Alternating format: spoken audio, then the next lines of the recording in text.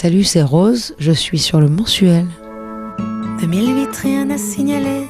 Des glaciers continuent de couler et Amy se flanque de 3 OD. En Orient, c'est très moyen. Jeu de Pékin, jeu de vilain. Écart là comme si de rien n'était. Aujourd'hui, pour vous dire vrai, j'avoue que c'est quand même... Ce moment-là, il est passé.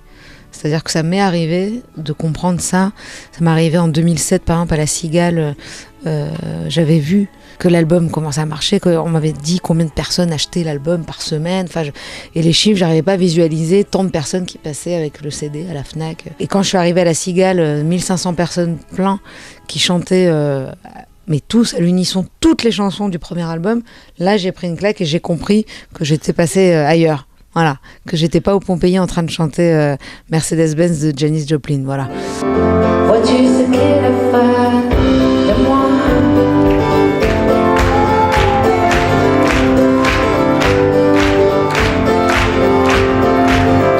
Je reste prostrée dans le noir. Après, c'est pas évident à tous les coups de se regarder et se dire waouh, regarde où j'en suis. Parce que parfois on doute et on se dit c'est pas là aujourd'hui, c'est pas si bien, ou on aurait pu remplir mieux, on aurait pu faire un meilleur concert. C'est pas obligatoirement parfois au Pompéi, en chantant dans les bars, j'avais une satisfaction autre et parfois plus importante.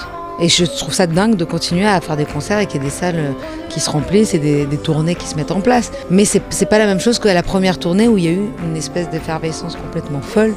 Et là, j'ai eu du mal à réaliser. Parce que ça fait 10 ans que j'y suis et que ma carrière professionnelle y a commencé tout simplement. Et en fait, c'était un moment difficile de ma vie. Et j'ai l'impression que Paris m'a sorti de là. Il y a une effervescence, il y a quelque chose qui s'arrête jamais. Il y a une espèce de rengaine, de vie. Voilà, ça fait que vivre. D'ailleurs, dans cette chanson, je dis « Paris by night ne baille jamais ». C'est une ville qui est jamais fatiguée. Forcément, j'ai ma ville de cœur. Et ça restera toujours Nice. Et puis c'est pour ça que je reviens souvent et que j'ai mes parents. Et que mon fils passe ici une semaine par mois avec mes parents ici parce qu'il adore être à Nice. Et puis j'ai la ville professionnellement parlant qui m'a beaucoup offert et qui a fait que je suis là aujourd'hui. Pourquoi, on sait pas comment, mais ça va. Pas pour le public ou pas pour mes albums, je m'autocensure pas pour ça, je m'autocensure plus par rapport aux gens avec qui je vis.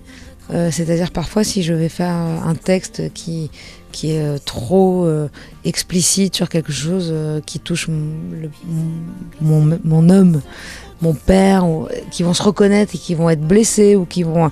C'est ce que j'avais fait sur mon deuxième album, une chanson qui s'appelait Chez moi et qui décrivait mes relations avec tous les membres de ma famille. Il y en a qui ont pris certaines choses un peu difficilement, qui ont été heurtés. Ça c'est difficile pour les gens qu'on connaît. Et puis même parfois, si on veut parler de quelque chose qui nous est important, mais qui est cru ou qui est quelque chose que j'aurais jamais dit à mon père ou à mon mec, on peut pas le dire parce qu'ils savent que j'écris que de la vérité. Donc si je l'écris, je vais pas dire mais non, mais tu sais bien, c'est une fiction, parce qu'il y en a plein qui écrivent des fictions et qui peuvent dire ça à chaque fois. Mais non, mais j'ai inventé. Et moi, ils le savent que j'invente pas. Mais par contre, j'ai aucune pudeur par rapport au public. Au contraire, moi, c'est comme ça qu'ils m'ont connue, c'est comme ça qu'ils ont aimé ce que je faisais. C'est-à-dire qu'il faut que je me dévoile pour que mes chansons fonctionnent. Tu fais tout ce qu'on dit, tu fais comme tu veux. Et sur le sable, manger dans ton lit, pleurer sous la douche, te laver sous la pluie, répondre à personne, pas envie.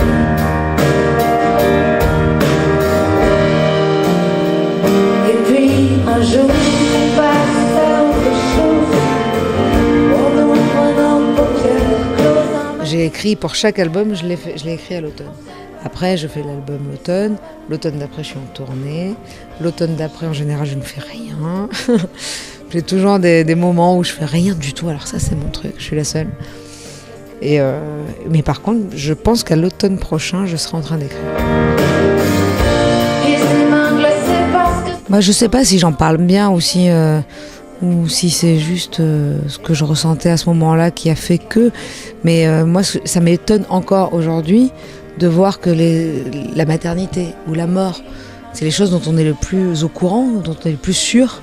qu'un jour, les gens qu'on aime, ils vont partir, que nous-mêmes, on va partir, qu'on sera maman, qu'on va vivre l'accouchement, donc cet événement marquant, douloureux parfois, souvent. Et puis malgré tout, ça reste à chaque fois, et même pour les filles qui ont plusieurs grossesses, à chaque fois c'est pareil.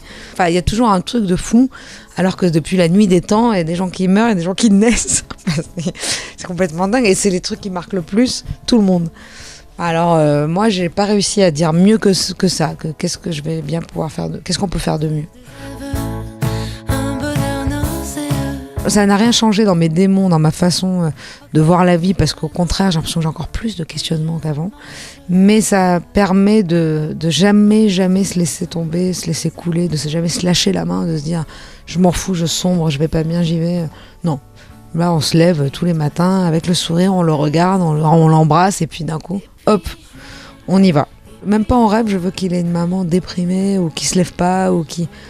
Voilà, juste j'ai envie tous les jours qu'il ait une maman égale à elle-même, d'humeur égale comme ma mère l'était. Voilà, j'ai eu cet exemple-là, je voudrais être pareil. Ce qui va être le plus compliqué, oui, c'est qu'on a envie de lui dire que tout est beau, parce que moi je le vois là tous les jours, j'ai envie, il pose des questions de plus en plus sur des choses, et on répond souvent le truc le plus arrangeant et le truc le plus joli. Je m'en rends compte déjà maintenant. Alors oui, ça va être difficile de lui dire « Maman, pourquoi papa il est pas là ?» Souvent je dis « Oui, il rentre bientôt ». Maintenant qu'il est plus grand, je commence à dire « L'intermittent sur papa, des fois il rentre pas pendant 10 jours. » Non, il rentre pas bientôt du tout. Il va falloir lui dire juste « Non, mon cœur, non. Je vais arrêter de te dire oui, il arrive. » Non, il arrive pas, faut arrêter. Donc ça c'est rien, c'est un exemple que parmi tant d'autres, mais je pense au pire, moi toujours. On pense à plein de trucs et je me dis mais qu'est-ce que tu dis à un enfant ? Comment lui dire que quelqu'un n'est plus là, que ce soit son voilà. C'est la mort, je pense qu'il n'y a pas plus terrible à expliquer à un enfant. Il y en a qui choisissent justement le côté un petit peu joli, voilà, il nous a quittés, il est là-haut et machin. Moi qui crois pas vraiment en quoi que ce soit, oui, je ne me vois pas dire il est dans le ciel et tout. On va loin là.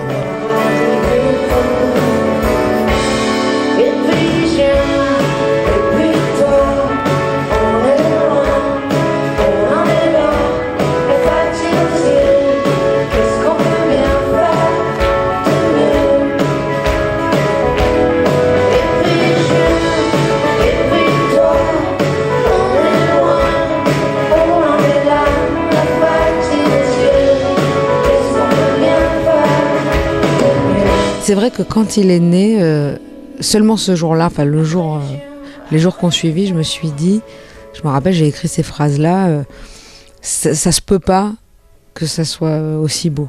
Il va me tomber un truc sur le coin de la gueule, voilà. Mais sinon, non, j'ai pas peur du tout de perdre ce que j'ai peur juste que je m'embourgeoise là-dedans. Voilà, un joli appartement, un beau bébé, un gentil mari. Voilà, moi j'étais pas comme ça, j'étais écorchée vive, j'aimais bien souffrir, pleurer, être seule. C'est un peu dur d'être heureux.